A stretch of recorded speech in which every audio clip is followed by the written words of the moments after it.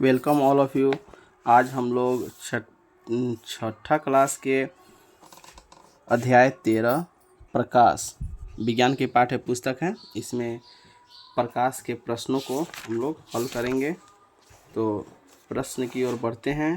पहला प्रश्न दिया है, ऑप्शनल प्रश्न है, यानी कि विकल्प चुनने वाला। तो चलते हैं इसमें। किसी भी वस्तु को देखने के लिए आवश्यक है। वस्तु को देखने के लिए क्या आवश्यक है? दिया है प्रकाश, अंधेरा। इसमें दिया है कि दोनों, यानी दोनों चीज़, इनमें से कोई नहीं। तो प्रकाश, हम अंधेरे में थोड़े किसी वस्तु को देख पाते हैं, अंधेरा में कुछ भी दिखाई नहीं देता है। ख है कि प्रकाश गमन करता है। तो प्रकाश जो है सीधी रेखा में गमन करता है। इसका ये हो जाएगा पहला। टेढ़ा या उल्टी रेखा में नहीं चलता है। प्रकाश स्रोत से पहला दर्पण पर पड़ने वाली किरण कहलाती हैं। तीसरा का हो जाएगा आपतित किरण। दूसरा घ, जब किसी अपारदर्शी वस्तु को प्रकाश में रखते हैं तो वस्तु के दूसरी ओर प्रकाश नहीं जा पाता, फलतः वस्तु अपनी तरह की आकृति बनाती है। इसे कहते हैं छाया। छाया बनता है उस वस्तु के पीछे जब प्रकाश पार नहीं करता है। तो छाया दिखाई दे सकती हैं दीवार पर, पर्दे पर, ज़मीन पर। ये तीनों हो जाएगा। दीवार पर भी छाया दिखाई देता है, पर्दा पर भी, ज़मीन पर भी। इन प्रश्नों के उत्तर चलिए हम किताब में भी देख लेते हैं। पहला देखिए, प्रकाश वस्तुओं को देखने के लिए सहायक होता है। किसी भी वस्तु को देखने के लिए देखिए प्रकाश आवश्यक है। पहला ऑप्शन क्वेश्चन यही था कि प्रकाश जो है किसी वस्तु को देखने के लिए क्या आवश्यक होता है। दूसरा है प्रकाश गमन करता है। तो प्रकाश देखिए सीधी रेखा में गमन करता है।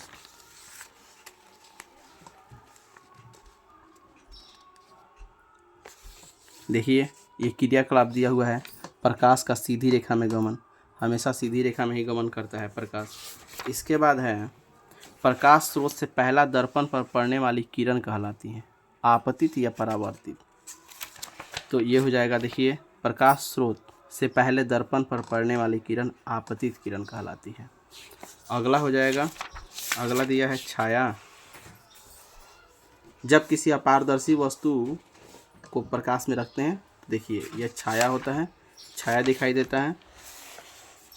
यहाँ पे दिया हुआ है, जब किसी अपारदर्शी वस्तु को प्रकाश में रखते हैं तो इसके पीछे नहीं जा पाता, तो उसे छाया कहते हैं। उसी तरह से जो आकृति बनती है उसे छाया कहते हैं। इसमें छाया हो जाएगा। अब चलिए आगे, भरने वाला। कोष्टक में दिए गए शब्दों में से सही शब्द चुनकर खाली स्थान को भरिए। इसी में से चुनकर भरना है। लकड़ी का टुकड़ा अपारदर्शी, ये भराएगा अपारदर्शी।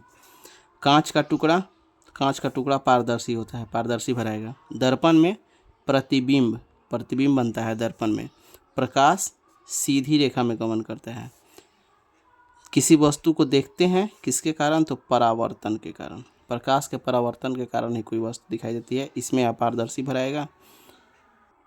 खाली स्थान को भर चुके हैं। पहला में अपारदर्शी, दूसरा पारदर्शी, तीसरा में प्रतिबिंब, चौथा में सीधी और पांचवा में परावर्तन।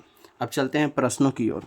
पहला प्रश्न है, पारदर्शी, अपारदर्शी तथा पारभासी वस्तुओं के तीन तीन उदाहरण देना है। परिभाषा नहीं लिखना है, सिर्फ उदाहरण देना है।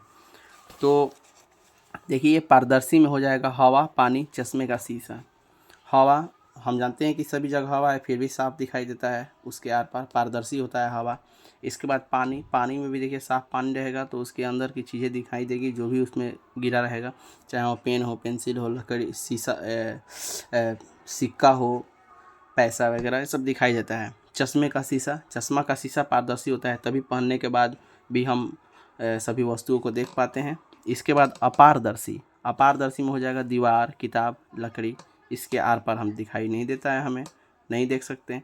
पारभासी, पारभासी यानी कि धुंधला दिखाई देने वाला, जिसके आर पार धुंधला दिखाई देता हो तो वह हो जाएगा तेल लगा कागज़। देखिएगा कभी कॉपी पे जैसे तेल गिर गया तो यहाँ का जो लिखा हुआ है यह पीछे उग जाता है, धुंधला दिखाई देने लगता है। तेल लगा कागज़, घिसा हुआ कांच हो जाएगा, धुआं या कुहासा हो जाएगा इत्यादि।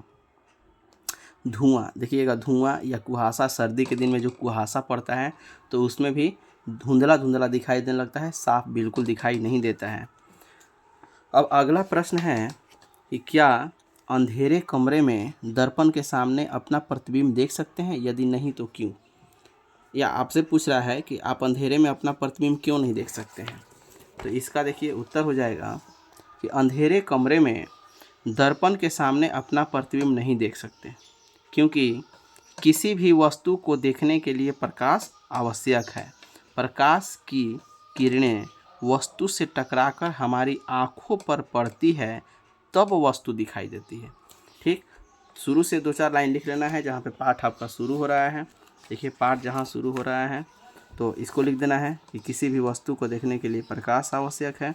प्रकाश वस्तु, इसके बाद किस प्रकाश वस्तुओं को देखने में सहायता करता है, ये लाइन छोड़ देना है। इतना यहाँ से लिख देना है कि प्रकाश स्रोत से निकलने वाली किरण जब वस्तु पर पड़ती है तो किरण वस्तुओं से टकराकर हमारी आँखों पर पड़ती है तो हमें कोई वस्तु दिखाई देता है। यहाँ पे दिया है कि आँखों में उन वस्तुओं का चित्र बनता है तब हम देख पाते हैं।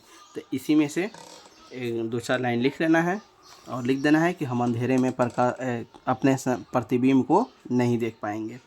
अगला है प्रश्न, कह रहा है कि छाया देखकर, देखिए 5वां प्रश्न है, छाया देखकर किन किन वस्तुओं को पहचान सकते हैं, सूची बनाइए।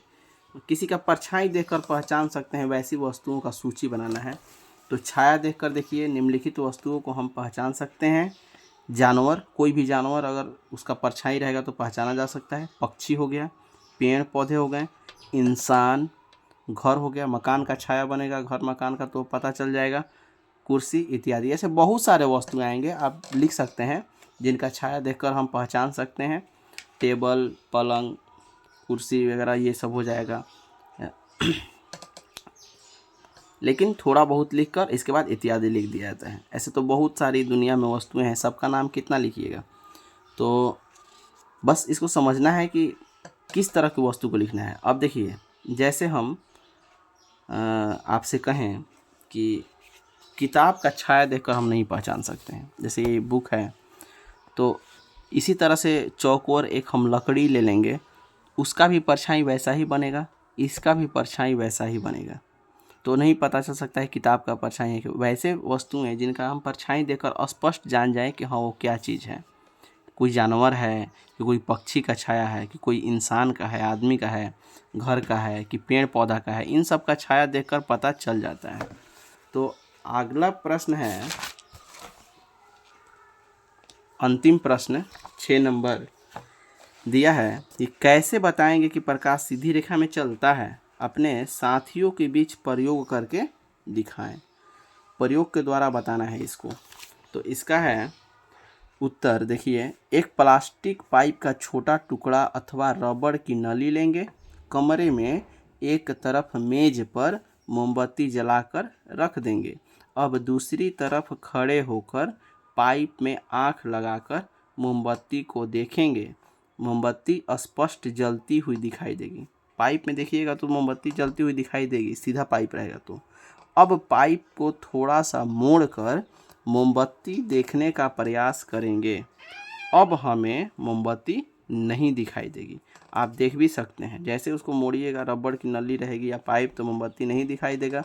इससे यह स्पष्ट होता है कि प्रकाश हमेशा सीधी रेखा में चलता है। प्रकाश हमेशा सीधी रेखा में चलता है।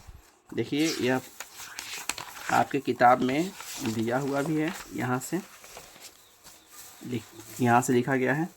देखिए यहाँ से लेकर ये टोटल लिखते हुए और यहाँ पर मोमबत्ती दिखाई देती है, और फिर पाइप को थोड़ा सा मोड़िए तो मोमबत्ती दिखाई नहीं देती है। ठीक, यहीं तक लिख लेना है और अंत में लिख देना है कि इससे यह साबित होता है, स्पष्ट होता है कि प्रकाश सीधी रेखा में चलता है। लेकिन देखिए यहाँ पर कुछ लाइनें ऐसा लिखा हुआ है जिसमें ऐसा लग रहा है कि आपसे पूछ रहा है क्या मोमबत्ती दिखाई देती है। आपको उसे अपनी भाषा में लिखना है, क्योंकि यह आपसे प्रश्न कह रहा है कि आप बताइए, स्पष्ट कीजिए कि प्रकाश सीधी रेखा में चलता है। इसको कैसे बताएंगे, तो इसे हम अपनी भाषा में लिखेंगे। तो देखिए इसका ये उत्तर हो गया। और यहीं पे आपका 13 नंबर अध्याय जो है प्रकाश ख़त्म हो गया। सबको धन्यवाद हमारा वीडियो देखने के लिए। ऐसे ही प्यार बनाए रहिए, देखते रहिए, जुड़े रहिए और लोगों को जोड़िए, पढ़ते रहिए और सब लोग बढ़ते रहिए।